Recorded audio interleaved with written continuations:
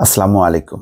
নরেন্দ্র মোদীর শপথ অনুষ্ঠানে যোগ দিতে কাল ভারত যাচ্ছেন শেখ হাসিনা। খবরটির একটি রাজনৈতিক বিশ্লেষণ আছে, কূটনৈতিক তাৎপর্য আছে, নানা দিক থেকে এটি হিসাব নিকেশ করা যায়। কিছুদিন আগে প্রধানমন্ত্রী ও সরকার গঠন করেছেন, কিন্তু তখন জানি না ভারত কি কোনো, নরেন্দ্র মোদী তো আসেননি, কোনো বিশেষ কোনো দূতকে পাঠিয়েছিলেন ভারত থেকে? না, বাংলাদেশের যেই হাই কমিশনার আছে তিনি হয়তো যোগ দিয়েছিলেন। কিন্তু নরেন্দ্র মোদী খুব সৌভাগ্যবান যে তার শপথ অনুষ্ঠানে বাংলাদেশের প্রধানমন্ত্রী যাচ্ছেন। যেই গুরুত্বটা নরেন্দ্র মোদী পান সেই গুরুত্বটা বাংলাদেশ পায় না। এটাই হচ্ছে কম্পেয়ার করার, এখানে একটা খটকা লাগে যে কেন বাংলাদেশ এত, প্রধানমন্ত্রী প্রায় বলেন যে মানে বাংলাদেশ যা দিয়েছে ভারতকে তা কখনো শোধ করতে পারবে না। আসলেই তাই, মানে এত বেশি সাপোর্ট বাংলাদেশের পক্ষ থেকে ভারতকে দেয়া হয়, তার পাল্টা যদি হিসাব করা হয় তাহলে কিন্তু আর আমাদের কিছুই আমরা দেখি না। যেমন এটা খুবই প্রোটোকল, এটা প্রতিবেশী আহ, দেশ হিসেবে ভারতের সাথে সম্পর্ক রাখাটা, ভারত কেন, ভারত বা অন্য কোনো যে কোনো দেশ প্রতিবেশীর সাথে এটা সুসম্পর্কের একটা প্রতীক।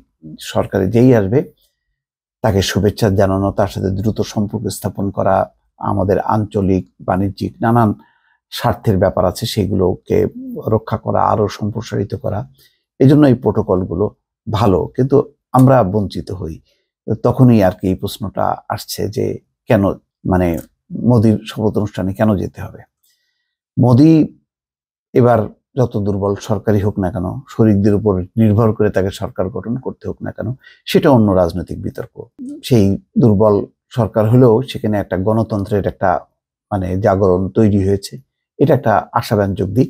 তো সেগুলি হলো রাজনৈতিক হিসাব বিকাশ, কিন্তু কূটনৈতিক প্রোটোকল অনুযায়ী সেটা আমাদের জন্য একটু ধাক্কা লাগে যে কয়েকদিন আগেই তো শেখ হাসিনাও শপথ নিয়েছেন, কই ভারত তো, এবং টেলিফোনে শুভেচ্ছাও জানিয়েছেন নরেন্দ্র মোদী প্রধানমন্ত্রীকে।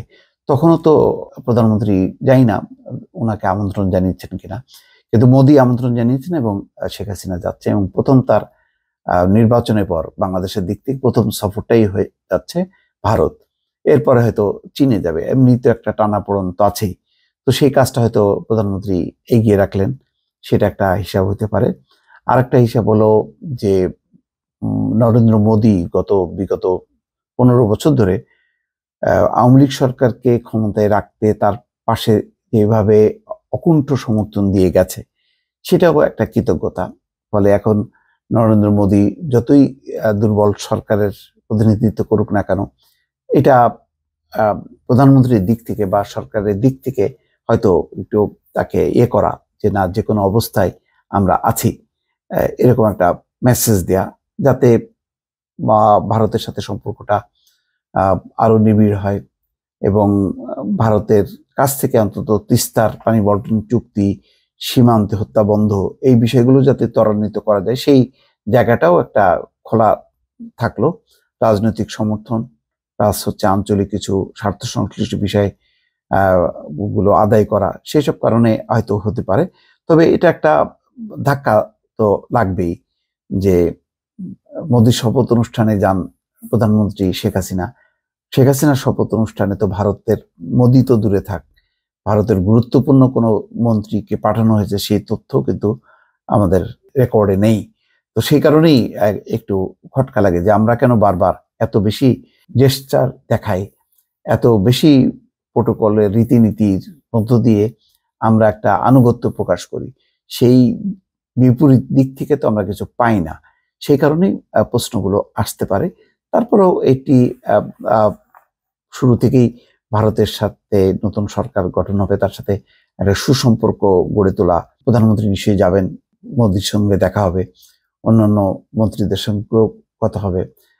তো সেটা একটা ভালো যে এক ধরনের সুসম্পর্ক যত ভালো থাকবে আদায় আমরা করে নিতে পারবো, কিন্তু সেই আদায়টা হয় না বলেই বারবার ধাক্কা লাগে যে তাহলে ভারতের সাথে আমাদের এই সম্পর্কের ভিত্তিটা কি। দর্শক ভালো থাকবেন, আল্লাহ হাফেজ।